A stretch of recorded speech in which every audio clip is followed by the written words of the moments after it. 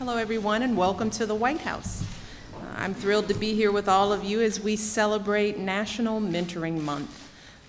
And mentors have played an incredibly important role in my life and in the President's life. That's why last November, the women, we started a leadership and mentoring program here at the White House for some of the most promising students in Washington, D.C. And that's why today we're so happy to welcome a new group of mentors and mentees here with us today. And I hope you're as excited about this program as we are. Are you? Can I hear a little excitement?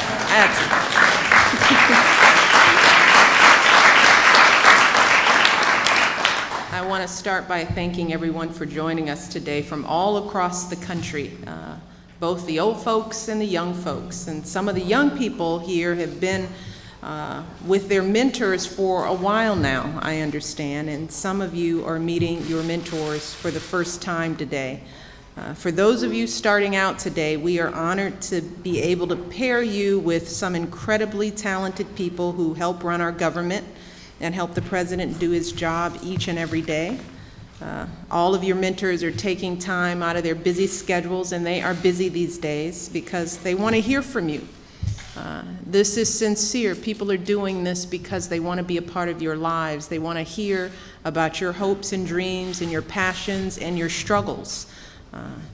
They are here because they believe in your potential. And they want to share some of the lessons that they've learned along the way. Because even though they might look a little old, remember that these men were standing in your shoes not too long ago. These are the kind of relationships we've been building with our young women over the past few months, and the Leadership Mentoring Program is one of the most exciting programs, and I'm so proud of the work that we've done. And with our young girls over these past few months, we've studied the history and protocol that go into hosting a state dinner. They were with us during the first state dinner.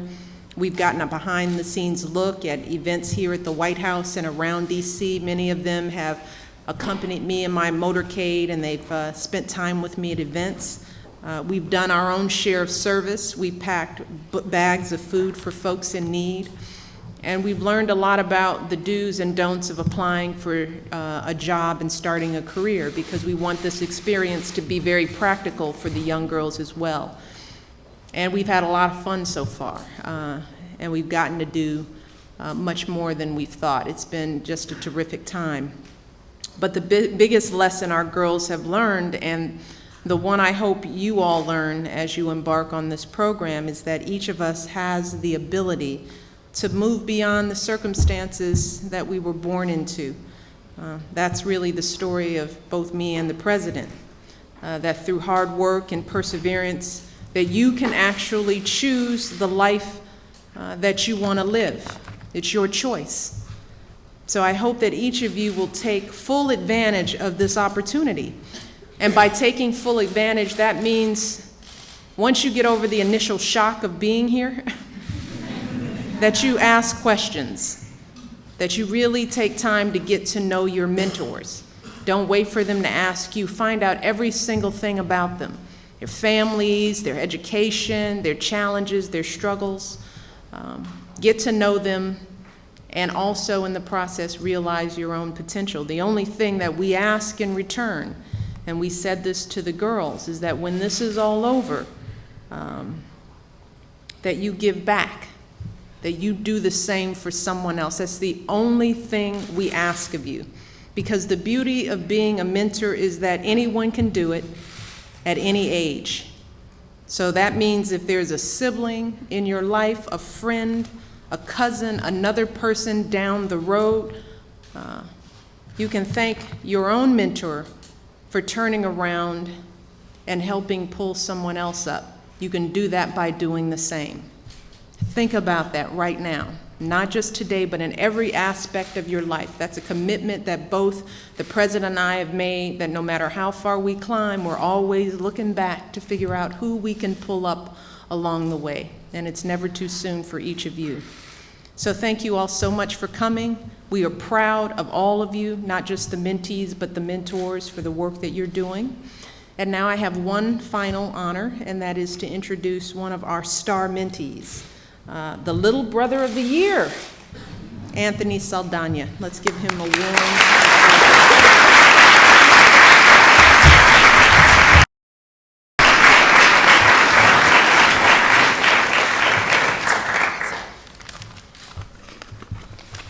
Being a part of Big Brothers Big Sisters has been one of the best experiences of my life. This program means that in addition to my grandma and grandpa, I get to spend time with a wonderful guy like Ben, who's on stage here today.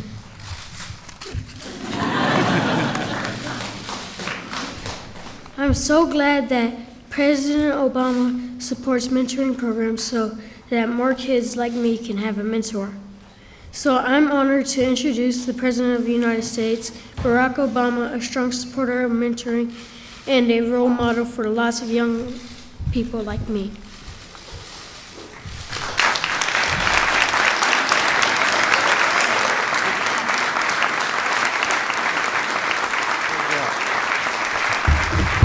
Thank you.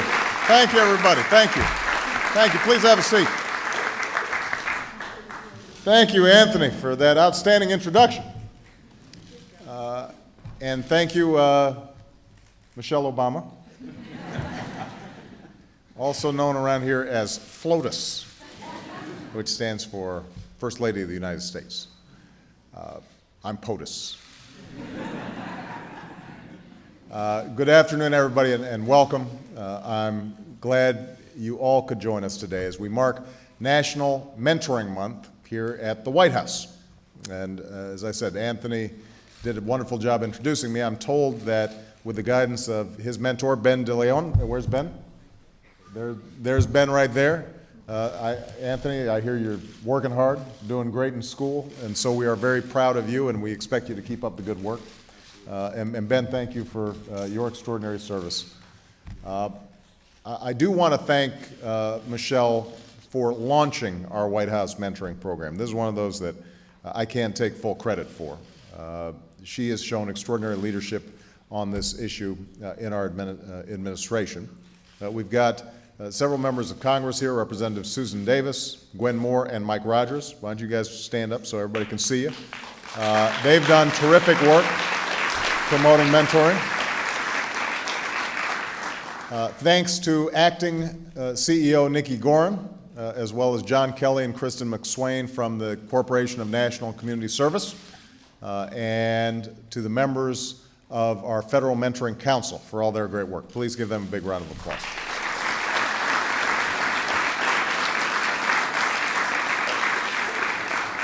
And I want to recognize all the mentors who are here, including the people who are up on stage with their mentees, for their encouragement, their inspiration, the example they're providing to young people all across this country. And finally, I want to recognize the outstanding young men who are here today, who are joining our White House mentoring program.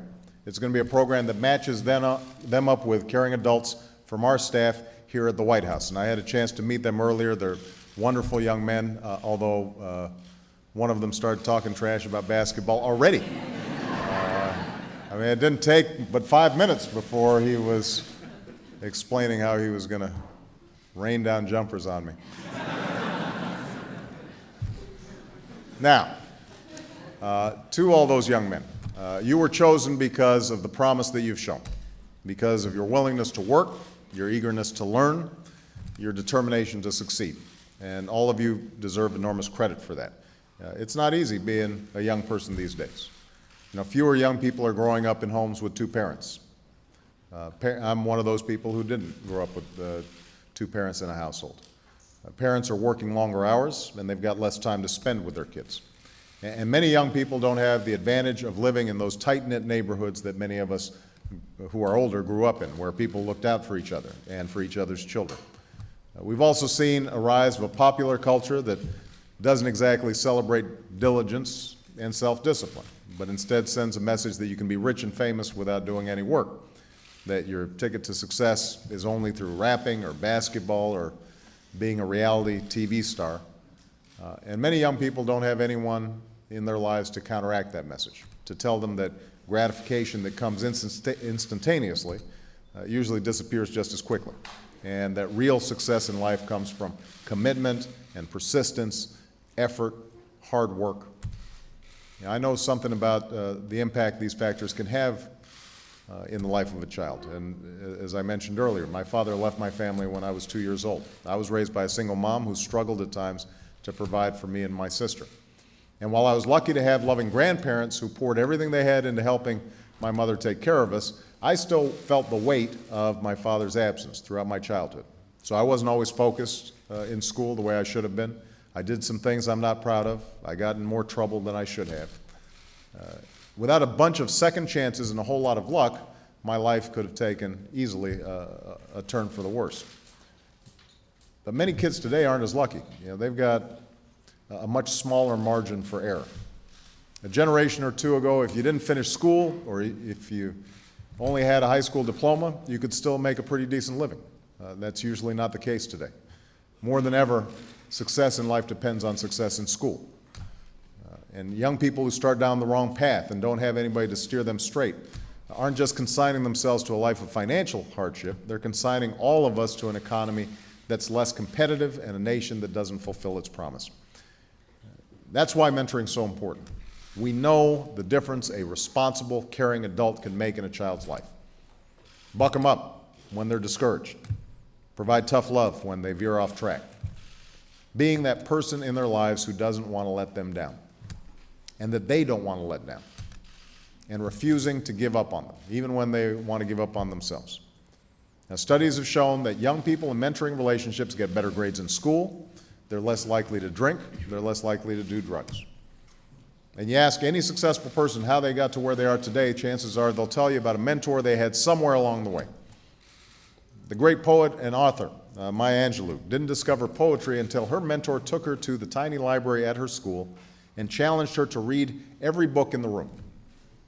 Co-founder and CEO of Apple, Steve Jobs, was an incorrigible troublemaker until his fourth grade teacher took him under her wing and convinced him to focus on math instead of mischief. That turned out pretty well.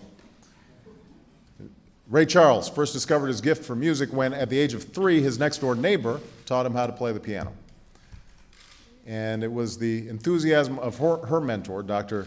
Elizabeth Blackburn, that drew Carol Greider to the groundbreaking work in genetics that would win both of them the Nobel Prize for Medicine. So there's no doubt about the value of mentoring, and there's no doubt about the tremendous need for mentors in this country, with at least 15 million young people in need of a mentor. What we need now is for committed adults to step forward and help us meet that need. Now, I understand times are tough, and I know people are busy, and so sometimes people think, well, I'd like to do it, but I'm not sure I can make the commitment. Here's the thing people need to understand. It doesn't take much to make a big difference. A couple of hours a week, shooting hoops, helping with homework, talking about what's going on in their lives can make a big, lasting impact in the life of a young person. And as the folks up here on stage will tell you, the mentor usually gets as much or more out of it than the mentee. So I'm pleased that nonprofit organizations like Big Brothers Big Sisters are stepping up, expanding their efforts to connect children of deployed service members to mentors who are often veterans themselves. Corporations are stepping up as well. Viacom, for example, is working with a national nonprofit called Mentor to provide flex time to employees who sign up to be mentors and to produce educational materials for mentoring organizations across the country. Government's doing its part too, launching the serve.gov/mentor website to help people find mentoring opportunities and expanding mentoring efforts in Native American communities and in rural areas, working with the Federal Mentoring Council to ensure that our initiatives and investments are coordinated, effective, and focused on those most in need. But here's the thing, and I'm talking specifically to the young people who are here today. In the end, we can start all kinds of mentoring programs and give you guys all the mentors in the world, but it won't make much of a difference unless you do your parts as well. That's the thing about mentoring. It's a two-way street. So we need you engaged here. We need you to open up. As Michelle said, you've got to ask questions. You've got to ask for help when you need it. I do that every day. Michelle does that every day. It's not a sign of weakness to look for help, to try to answer questions that you don't know the answers to, it's a sign of strength when you do that. It shows that you have the courage to admit when you're unsure of yourself and the willingness to learn and grow and become a better person. So if young people like you are willing to do this, and if compassionate, committed adults are willing to step up, then think about the incredible impact that we can have. Think about the potential that we will discover and the talent that we will nurture and the lives that we can turn around and the effect that we can have on our schools and our communities and the future of this country. Now, that's the power of mentoring. That's the purpose of what all of you are doing across America, and today I thank you for your work. And I look forward to working with all of you in the months and years ahead, and I'm especially looking forward to seeing all the young men who are here as they spend time in the White House over the next several months. So thank you very much, everybody. Thank you.